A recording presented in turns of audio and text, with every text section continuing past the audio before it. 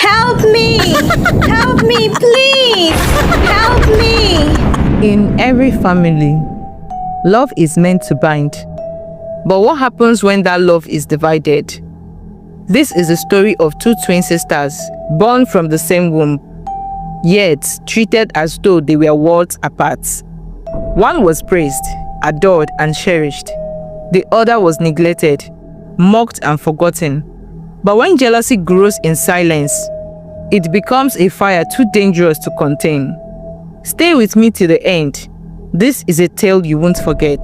In the heart of Ụmụagu, a quiet Igbo village, where the red earth kissed the souls of barefoot children, there were two girls, twin daughters, born on the same day, in the same hour, yet destined for different fates. Their names were Amara and Chiamaka. Though they shared the same face, the same blood, and the same mother's womb, the world treated them like day and night. Chiamaka, the younger by minutes, was the one everyone adored.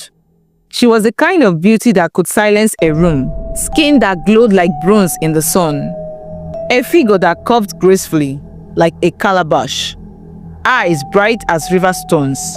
From the age of 16, Shito swam to her father's compound, bringing kola nuts and palm wine just to catch a glimpse of her smile. Her parents never stopped singing her praises. Chiamaka, our jewel. Chiamaka, the pride of Ụmụagu, my beautiful daughter. Her father bought her fine dresses from the market. Her mother braided her hair with cowries and beads. Every feast, she wore the newest dresses, anklets that jingled when she walked, and necklaces that shone in the sun. To the villagers, Chiamaka was not just beautiful, she was blessed. She walked through the village like a queen, and every eye followed her. But Amara, her twin sister, was a shadow. Though her face carried the same features, her beauty was dismissed, hidden behind her sister's glow. Men came to the compound and looked through her as if she was made of air. She had no suitors, no songs of praise, no gifts. Her parents rarely asked her opinion, rarely gave her anything new. If there was only one dress, it went to Chiamaka. If there was only one portion of meat in the soup, it was served to Chiamaka. Amara was left with scraps, both at the table and in affection. At night, she would lock herself in her small room, pressing her face into her pillow to hide her sobs from the world. But even walls cannot contain pain.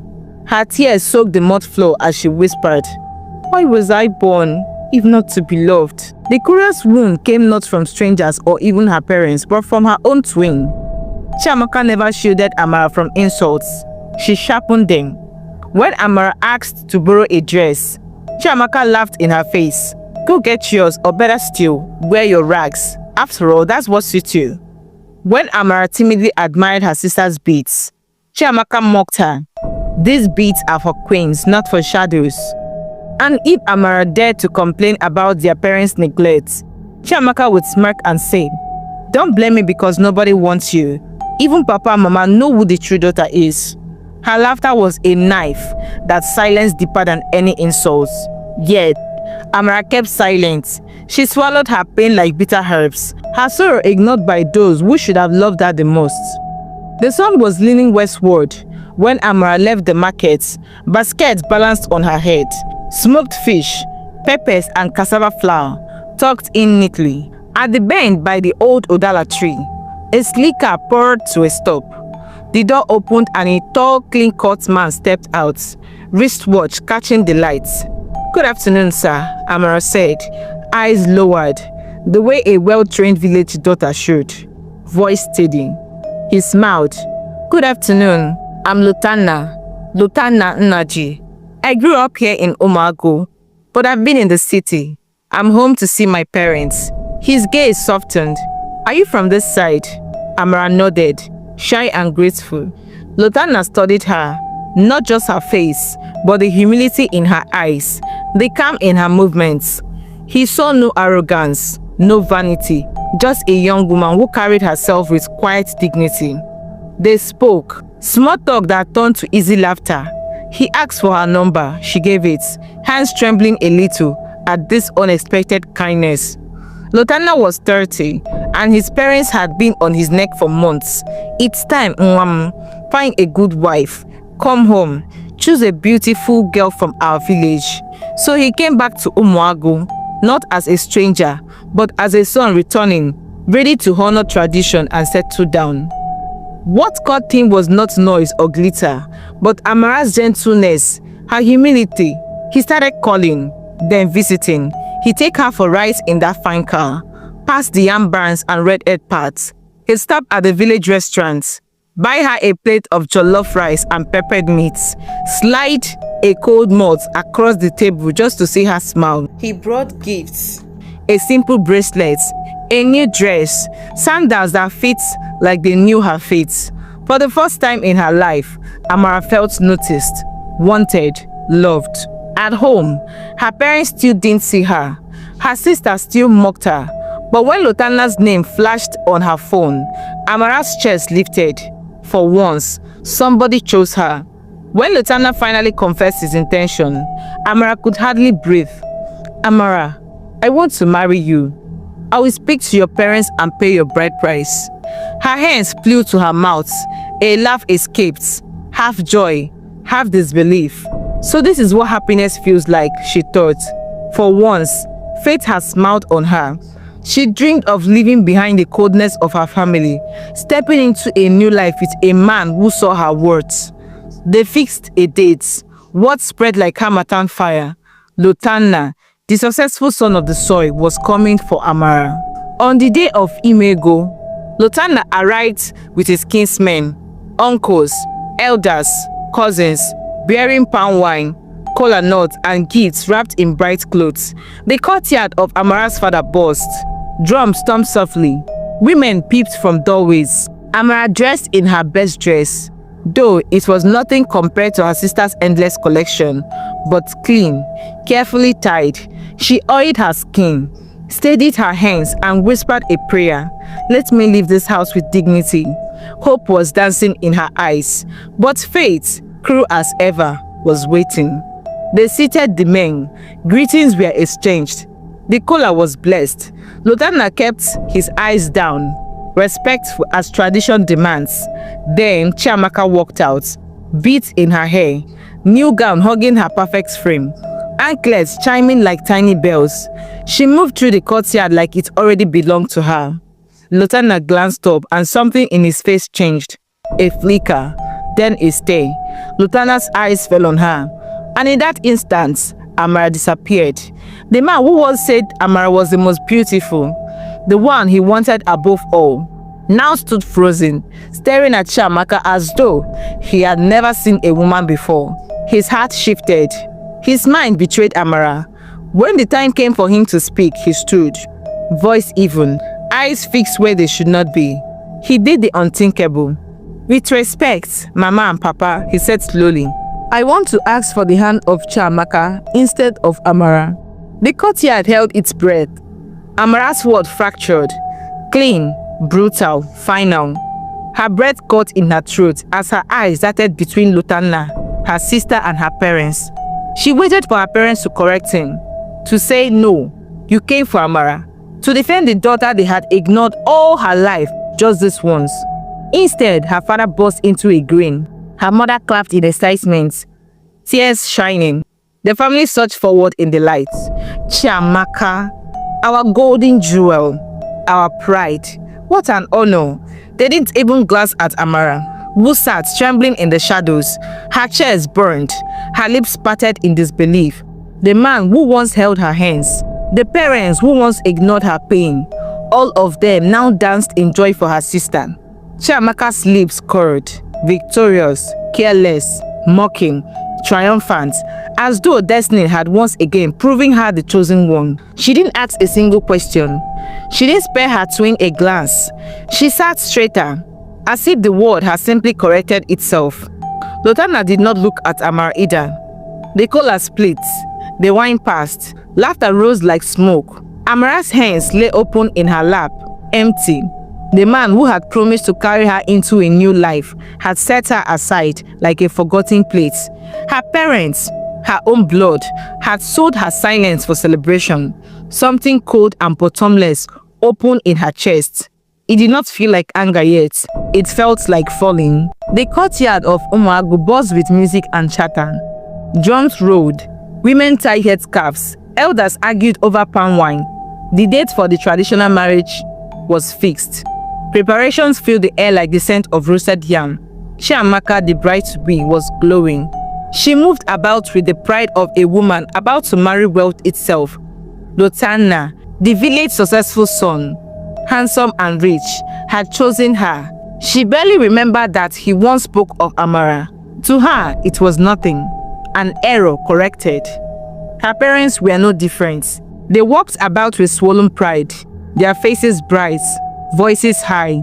Our jewel is marrying a great man, they said. Never did we dream of such fortune. But behind the walls of the house, in a small room dimmed with silence, Amara wept alone. Her pillows was wet with tears, her body shaking with the force of grief. She called Lotanna's phone, once, twice, again and again, but he never answered. Her hands trembled as she dialed, her voice breaking into sobs. The silence on the other end of the line shattered her. "Why me?" she whispered. "What sin did I commit? Was I not born the same day? Do I not have the same blood? Why is my life nothing? Why hers is everything?" Her sadness hardened, like palm oil left too long in the cold. It clothed into something heavy. Her grief turned to hate. That night, Amara made a promise to herself. If the world will not give me peace, then I will take it. If my sister has stolen my joy, I will steal hers, even if it is the last thing I do. On the evening before the wedding day, Amara knocked softly on her sister's door. Chiamaka, surrounded by wrappers, beads and boxes she was packing for her new home, looked up in surprise. "Amara, you? I thought you'd still be sulking." Amara smiled faintly, her eyes lowered. "No, Chiamaka, I'm not angry. I came to see you, to wish you well. I have accepted my fate. Maybe it is destiny that you are the one to marry Lotanna. My own husband will find me when the time is right. You are my twin, my other half. I will always love you." Chiamaka's face softened, if only for a moment. "Thank you, Amara." But Amara's voice was sweet with something else, honey laced with venom. She stepped closer, lowering her tone. "Since tomorrow you will leave this house forever, why not spend this evening with me? Just like old times, let us go to the stream, swim, fetch water, and talk as sisters. You remember how we used to sit by the water, laughing? It will be our last time before you go." Chiamaka hesitated. "You know I can't swim, Amara." "Okay, we won't swim," Amara said quickly. "We'll fetch water just with small calabashes, just for a little while.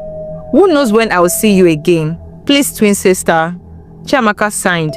She did not want to, but the words touched her. "Fine, but not too long. I need to finish my packing." Amara's eyes glittered. "Yay!" She hugged her sister tightly, whispering, "Thank you, twin sis. It will be fun. You won't regret it, I promise." That evening, the two girls walked together, their wrappers brushing against the tall grass, their feet kicking up red dust. The path to the stream was quiet, except for the chirping of crickets and the croak of frogs. When they reached the water, Chiamaka knelt by the river bank, her calabash tilted to scoop water. The steam rippled under the fading sun. Then suddenly a shove. Chiamaka screamed as she tumbled forward, her calabash slipping from her hands. Water splashed high as she fell into the stream. "Amara!" she shrieked, thrashing. "Help me! You know I cannot swim." Her arms slapped against the water. Desperate, her head dipped under, came up again, her eyes wide with terror. Amara stood on the bank, arms folded, her face still as stone. A slow, chilling smile curled her lips. "Serves you right, Chiamaka," she said coldly. "Now I will not live in your shadow. Drown and leave me in peace." Chiamaka coughed, choked, splashed harder. "Please, Amara, I'm your twin sister. Please don't do this. I beg you." Her voice cracked, swallowed by water. But Amara's eyes, were hard. She leaned forward slightly, watching with quiet delight. Burn in hell, princess. Chiamaka's cries grew weaker. Her hands flayed, then slowed. The water bubbled around her before growing still. Her calabash floating aimlessly on the surface. Amara exhaled deeply, as though a heavy weight had left her chest. She turned away from the river, her chin lifted, her steps firm. For the first time in her life, she felt powerful. Behind her, the steam rippled softly, carrying away her sister's last breath. When Amara returned from the stream that night, she walked into the family compound, calm as a resting cat. She went straight to the kitchen, scooped food into a plate and ate slowly, chewing with quiet satisfaction. When she was done, she rinsed her hands, climbed onto the bed and slept like a baby. No one noticed that Chiamaka's room was empty. Her parents assumed she was packing for the wedding. The compound was quiet. Only the night incense sang. By morning, the house was in chaos. It was supposed to be Chiamaka's traditional marriage day. Yet her room was empty, her bed untouched. Her mother screamed like a mad woman. Her father staggered about, clutching his chest. "Where is Chiamaka? Where is my jewel?" They searched the house, the neighbors' compounds, the farm, the market road. They asked her friends, but no one had seen her. Panic spread like wildfire. Desperate, they turned to Amara, the last person they expected. "Amara, have you seen your sister?" her father asked, his voice breaking. Amara's face was calm, her tone steady. "No, Papa, I've not seen her since yesterday." And they believed her. Guests began to arrive, Lutana and his kinsmen included. They waited with palm wine and kola nuts, but the bride was nowhere to be found. Whispering filled the courtyard. Suspicion grew. Finally, the parents confessed. "Our daughter, she's missing." Gaps, disbelief. Lutana's people left in anger, their gifts abandoned. For 3 days, the village searched. Stream, bushes, farm roads, nothing. On the 5th morning, 2 village girls went to fetch water at the stream. As they dipped their calabashes, they saw it. A body washed ashore. They screamed, dropped their pots and ran to the village. When Chiamaka's parents arrived, they saw their daughter's swollen body lying at the water's edge. Her fine skin now pale, her hair tangled with weeds. Her mother collapsed, wailing.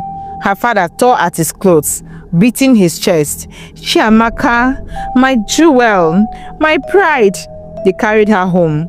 The drums that should have been beating for a wedding now beat for a burial. Grief swallowed the house. Happiness drifted from their faces, but slowly they turned to the daughter that remained. For the first time in her life, Amara was seen. Her mother took her hands and wept. "My daughter, forgive me. Forgive me for neglecting you. I promise I will make it right." Her father bought her 5 wrappers. Her mother cooked her favorite meals. They gave her all the love they had once denied her. Amara was shocked. All her life, she had yearned for their affection, and now it flowed freely. But deep in her heart, she whispered, "It is your rejection that drove me here." Still, she enjoyed it. She wore the fine dresses. She walked through the village with her head high. She was no longer the shadow. She was the only daughter left. But the price was heavy, and the dead never stay silent. 4 months later, it started small. One night, Amara fetched water to wash her face.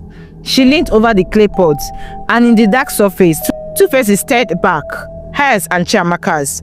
Eyes pale, lips parted in a mocking smile. The calabash slipped from her hands, shattering on the ground. She told herself it was imagination. But then came the dreams. In her sleep, she saw Chiamaka dripping wet, hair plastered to her face, dressed heavy with water. She reached out, whispering, "Sister, why?"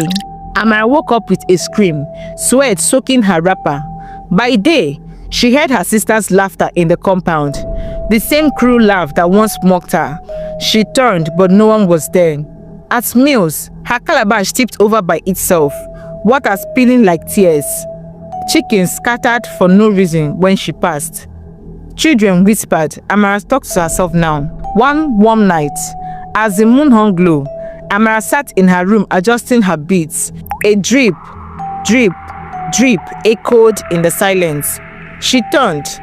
The floor was wet. Her heart froze. From the corner of the room, water pooled, spreading slowly toward her. And in the water, bare feet appeared, pale, wrinkled, dripping. Amara's breath caught. She lifted her eyes. Chiamaka stood there. Her hair clung to her skull. Her dress clung to her skin. Her lips twisted in a wet grin. "Sister," the ghost whispered, her voice bubbling like water. "Why did you push me?"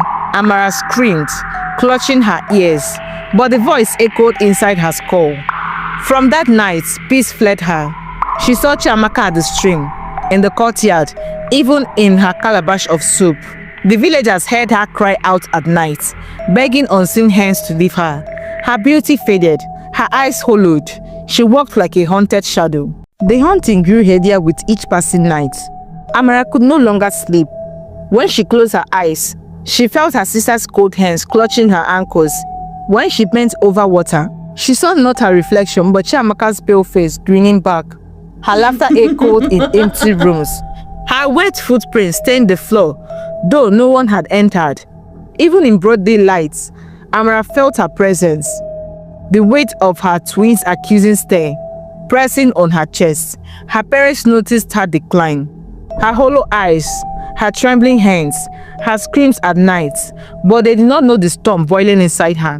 One evening, as the moonlight poured into the compound, Amara stumbled into her parents' hut. Her face was pale, her wrapper loose, her whole body shaking. "Papa, Mama," she whispered, then fell to her knees. Her parents rushed to her side, alarmed. "What is it, my daughter?" Tears streamed down her face. Her voice cracked like breaking pots. "It was me. I pushed Chiamaka into the river."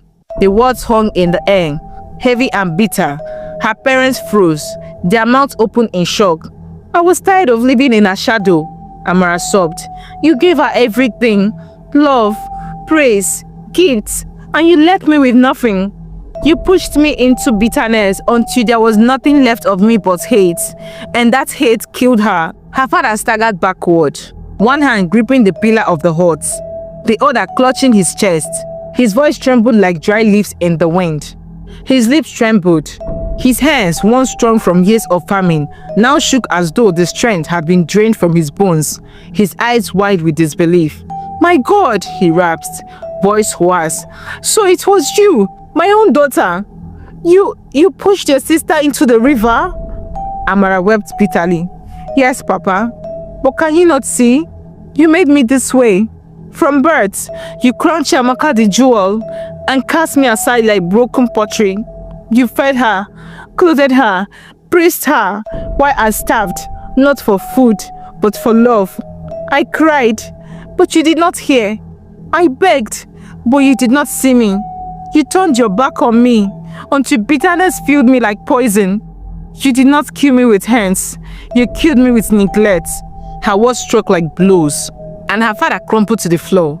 He buried his face in his palms, rocking like a man who had lost his mind. "We have destroyed our own blood," her mother wailed as if her chest had been torn open.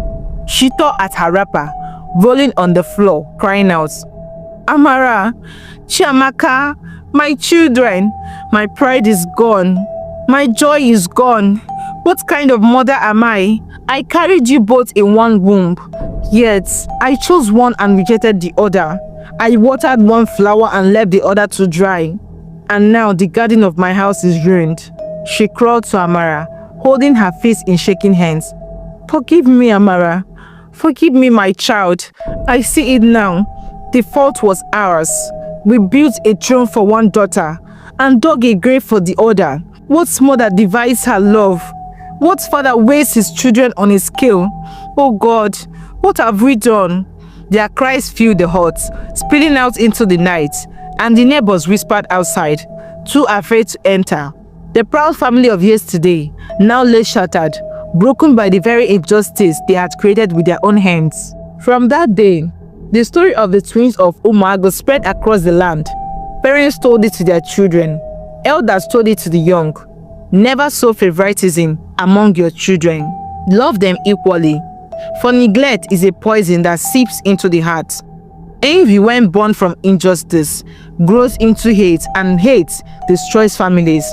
A house divided by favoritism cannot stand. It collapses on everyone inside. The villagers remembered it well. Chiamaka, drowned in the bloom of her life. Amara, destroyed by guilt and haunting. And their parents, who learned too late that love withheld is as deadly as any river.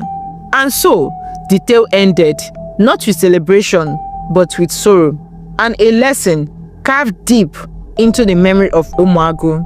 Love all your children equally, for when you divide your love, you plant the seed of your own destruction. Moral lesson: parents must love their children equally, for favoritism breeds jealousy, and jealousy destroys. Envy, if left unchecked, turns sorrow into hate, and hate into tragedy. A house divided by neglect cannot stand. It collapses on everyone inside.